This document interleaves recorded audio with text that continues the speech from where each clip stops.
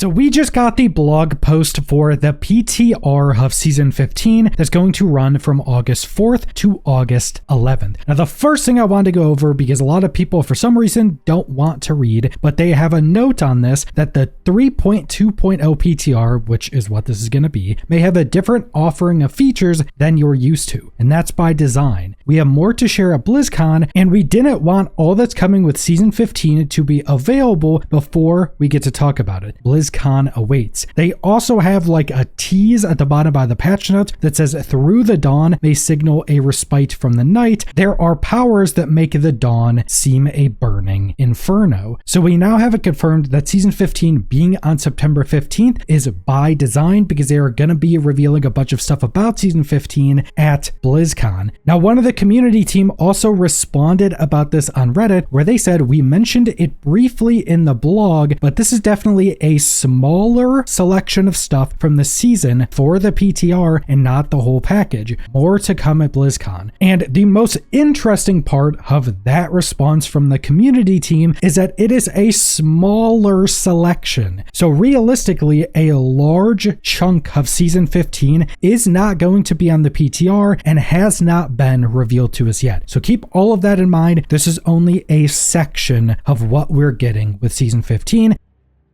And more than likely, this will probably be the most content we get in any season of the game's history besides with an expansion, because it seems they have some pretty massive reveals going into BlizzCon, and there's already quite a bit in this PTR for Season 15. And I want to try to go through some of this stuff pretty quick because there is a lot, and I don't want this being like a 25 or 30 minute video. Now, starting off, we have soul splinters. These are going to be something we've seen previously. These are just going to have like different versions of them. And these are essentially the season specific gems we get to put in jewelry only. We've had this in Season 1 and a handful of seasons since then, where part of the season you just do seasonal stuff and you can get these different rarities of much more interesting gems specifically for jewelry. There is also going to be a new unique added, specifically a new unique helm that also counts as jewelry. So we will technically be able to have 5 of these splinters equipped at a time. And these splinters are essentially all Kiss Curse or something like that. And they did give us the information on all of them, or at least the ones they want to show off, because they usually always have a couple that they don't tell us about. All of these splinters are upgradable. So even though they have the different rarities, they're also upgradable to just give more stats. So you gain up to 35% critical strike chance and attack speed, but your primary resource costs are increased by 30%. Then we have you gain up to 40% max life, but your max primary resource is reduced by 30%. Then we have killing enemies absorbs a soul for 15 seconds. Each soul increases your damage by up to 5% per soul, but increase your damage taken by 0.5% per soul. This effect stack, but does not refresh, so technically infinite stacks. And I don't want to go over all of these, but they are essentially pretty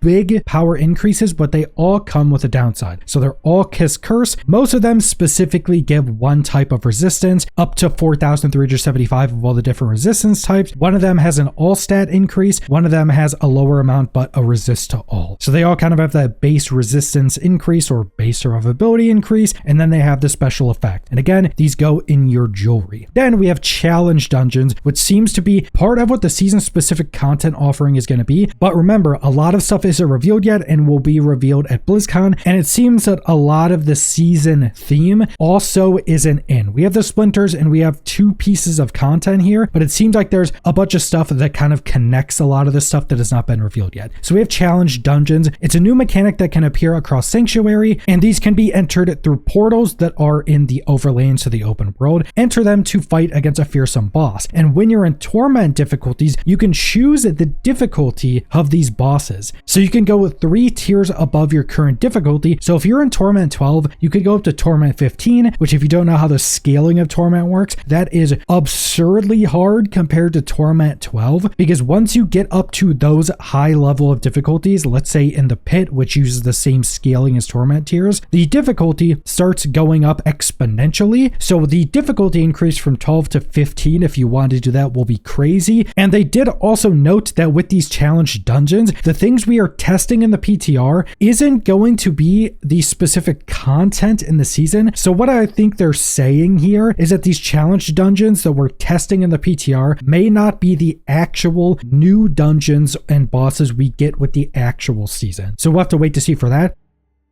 So then we have Overland Ambush. While roaming, on rare occasions a demon will begin hunting you. You'll be warned you have become prey and have 30 seconds to flee or fight. This encounter will test the mettle of Sanctuary's strongest warriors. This is a difficult encounter. Now I do like that both of these things are kind of based upon being really difficult. The challenge dungeons with the bosses, you could go up to Torment 15, and these Overland Ambushes, which is just open world ambushes, they're kind of building them around being super difficult so you could flee if you can't defeat them, and they're supposed to be very difficult. So I'm really curious to see what these open world encounters are, and I do really like that they are adding more stuff in the overworld. I'm very much hoping that a lot of the other stuff they reveal at BlizzCon is just more open world stuff. I also really hope that one of the things they reveal may be an open world section of our endgame skill trees, so we could just buff up all of like the random events and everything you do in the open world, which would add a lot of additional content and specifically endgame content. And then something I've been asking for, and I hope they start to do every season, we have a bunch of new uniques coming into the game. These are specifically legacy uniques. So there are going to be 9 legacy uniques from all of the previous Diablo games. So Diablo 1, 2, and 3. There's things like Leoric's Crown, which is the helm I talked about, that is also considered a jewelry piece. And since we could put 2 gem slots in a helmet, we should be able to have 5 jewelry pieces technically when it comes to gems. So you should be able to use 5 splinters this season, which is pretty crazy if you use Leoric's helm. There's Nemesis bracers, Stone of Jordan, Squirt's blouse, which was originally Squirt's necklace. We have Ariak's needle, we have Henry's perquisition, we have Ingeome, we have the furnace, and then we have Messerschmitt's reaver. So a bunch of legacy items from previous Diablo games. All of these won't be available for testing on the PTR, but these are all seemingly going to be pretty unique, and I do really like how they are making these not just power focused, they're interesting effects. They gave examples of some of them. So the Nemesis bracers, the specialist shrines, will spawn an elite pack. This could be really crazy for farming in nightmare dungeons, especially with some of the crazy interactions we have. We have Henry's perquisition, which its special is you gain primary stat equal to 115% of your dexterity. They do say this is multiplicative, so I don't know exactly how this is going to scale. Also, one of the stats on this focus, which it is a focus, is a percent dexterity roll up to 21%. And also these will all be able to be mythic as well, but I'm wondering if this focus is going to be really good for certain builds, just because you get a massive dexterity increase and then you just increase your primary stat off of that. That could be really good. Then they show Leoric's Crown, which this item counts as jewelry and increases the effect of any gem socketed into the helm by up to 100%. So that should be up to 130% for a mythic. And again, since it's jewelry, we should be able to put 2 splinters in this, and I'm wondering if that increase will work with splinters. More than likely, because it's coming in the same season, it will. So now we'll be able to have 2 additional splinters buffed up by 130% if you get a mythic version of this, which could be absolutely crazy. Leoric's Crown may be the god roll for every build, specifically for season 15. And then we have some pretty massive changes to the mythic system. So I'm just going to go through this based off the information. I'm not going to read all the paragraphs they have on this. So essentially, the mythic craft in the Horadric cube that right now just turns a unique into a random mythic, this is going to be a direct upgrade to mythic. Whatever item you put in, it'll keep all of the upgrades, it'll keep the master working, it'll keep what item that is, it'll just go up to mythic. But this craft specifically, only this craft at the cube will have the crafted tag, and you'll only be able to use this one crafted item only from this craft. Any other craft you do outside of this one will not have the crafted tag on it, so you'll be able to use any other amount of mythics. Only this one craft limits you. So that means you'd be able to go get like a god roll unique where you have all the best stuff on it and you can just upgrade it to mythic. So you could get like a 4GA normal unique, go upgrade it to mythic, it'd still be 4GA. The only thing is you can't have a transit figure on it. It can't be unmodifiable to do this. Then they're changing the jeweler mythic craft, and this will be changing to only give you mythics usable by your class, but it will still be a recipe of resplendent sparks and runes. So you'll choose a slot, let's say a ring, you'll craft it, it'll only give you rings things usable by your class, and these are class specific mythics usable by your class. So these aren't going to be like generic mythics or something like that. It'll only be your class specific ones, which are usually all the strongest ones you need. Keep in mind, this does not have the crafted limit on it. So you could go craft 5 mythics from the jeweler and you'd be able to have them all on at the same time.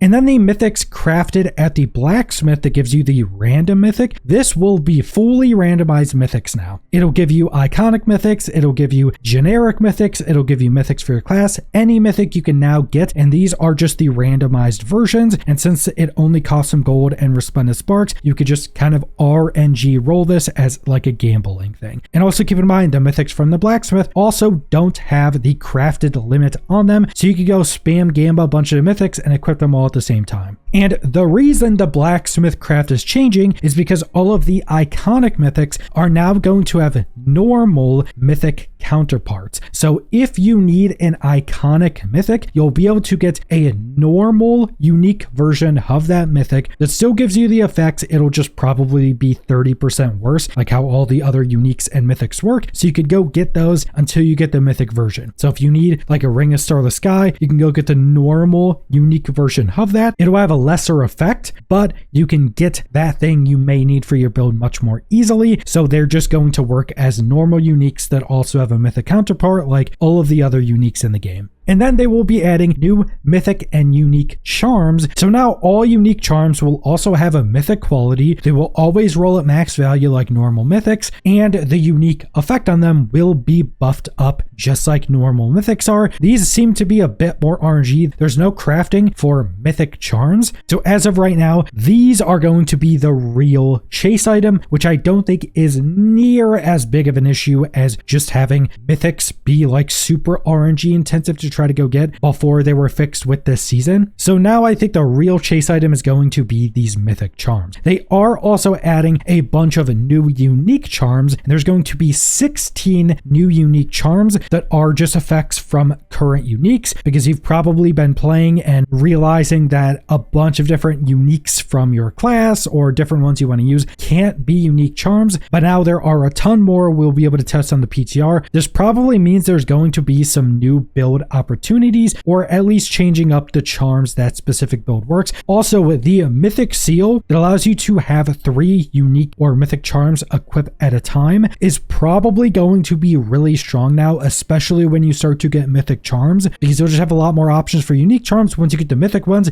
3 mythic charms is probably going to be the true high-end abyss for a lot of builds, because it's pretty ridiculous. You can do 3 mythic charms and then a 3 set have one of your tier sets, and that will probably be pretty crazy. And then they are going to be adding the rebirth feature from Diablo 3. If you don't know what this is, essentially you can create just one character on a new season, and then when that character gets added to the Eternal Realm for the next season, you will actually just be able to reselect that Eternal Realm character and just turn it into a seasonal character. They would be stripped down to level 1 like normal. All of their gear would be stripped and probably sent to your internal stash. You're essentially just being able to keep your character, their name, their playtime, any of like the transmog customization, any of the character customization you have. It'll be the same character with the same name and everything. There are also some character specific rewards from getting top on the leaderboard. Like there's some halos and titles and stuff you can get. So that will also help with people specifically trying to get to the top of the leaderboards. And I'm sure a lot of people will now just create one character or go back on a character they first created, and that will be the one character they play with for the rest of time in Diablo 4. And then next up, we have something a bit weird that I think is very much part of what is going to be revealed at BlizzCon. We have the Horadric Post, and it says the Horadric Post is a new way for the Diablo 4 team to deliver rewards and messages directly to your account. During PTR, you'll receive an early commemorative reward to help us test the system before Season 15. The Horadric Post will occasionally contain important deliveries directly to your account, carrying rewards, supplies, and commemorative items. The system is one way, a blessed P.O. box straight from the ether. And the screenshot they show is just like a mailbox. It's like a wood mailbox on a stone slab, essentially. And it's almost a little bit reminiscent of some mailboxes from World of Warcraft. And funnily enough, when I was reading this, I was actually posting my WoW auctions, and that kind of made me think this is something more than what they're actually saying. Because besides them giving us like commemorative rewards, which is probably going to be some cosmetic for testing on the PTR, nothing else that they've ever needed to send us like through a system like this. Like if you have Twitch drop rewards, which they do with every developer live stream, those are just unlocked on your account instantly. If there's like any other cosmetic rewards, say from like an expansion pre-order or a higher tier version of the expansion, it's just unlocked on your account. They don't like send you shop items somehow. Those are just unlocked on your account. When we don't pick up rare items in the game, it just gets sent to our stash. So there's been literally nothing that they would need this system for. And that makes me think this is going to be tied to another system. And the first thing I thought of, because I was legitimately posting my auctions in WoW when I was reading this post, is that maybe they're adding an auction house into the game that would just allow players to sell and buy stuff on this auction house, and then it just gets sent to your mailbox. Now, they could have also just had that be sent straight to your inventory, like you buy something at an auction house and it just gets sent to you. I guess a mailbox is a more thematic, maybe more easy way to implement that. So them adding an auction house is definitely something that I think would be really good for the game, especially since they just added solo self-found. It could make sense that they add the auction house so you really get this difference between playing solo self-found and not playing solo self-found. In my opinion, if they do this, they should very much add some type of buff for solo self-found, because if they add an auction house, you will be able to progress much more quickly, not being on solo self-found and now having a very easy way to sell and buy stuff. So an auction house is an option. Another option could potentially be something from the reliquaries or what's essentially our battle passes. Maybe they're going to have something tied to that. A long time ago when the reliquaries were being added in instead of the old battle pass system, and a lot of people had complaints about it, nothing has really changed in that. Maybe they will be changing that up. I think one thing that would be really good for the game, and any game with battle passes, is all the battle passes throughout the game's history are always available for purchase, and you can just select which one you're currently progressing. So if I buy a battle pass, it never goes away. And if I see stuff I want from older battle passes, I can just go purchase those right now and then start progressing them. So maybe this would be a way for all of the old battle passes and reliquaries to come back. If you didn't purchase them, you could purchase them and progress them, and those rewards from the older ones would be sent to the post, and maybe that's an easier way to implement that instead of having the current one just automatically be unlocked on your account. So there could be something with that, but outside of that, I have no idea what this thing is actually for. It absolutely has to be tied to something coming with BlizzCon, because they don't have to implement this just to give us some like commemorative rewards, or I don't know, randomly send out some rewards to players or something. There could also definitely be some like rewards they send out if they have to heavily nerf something or heavily buff something, or maybe people lose a bunch of progression or something from some bug. They could send out rewards or compensation through this as well. So there's a few different things this mailbox could be, but I definitely think it's tied to something bigger and much more interesting. But that's all I want to go over, so thanks for watching.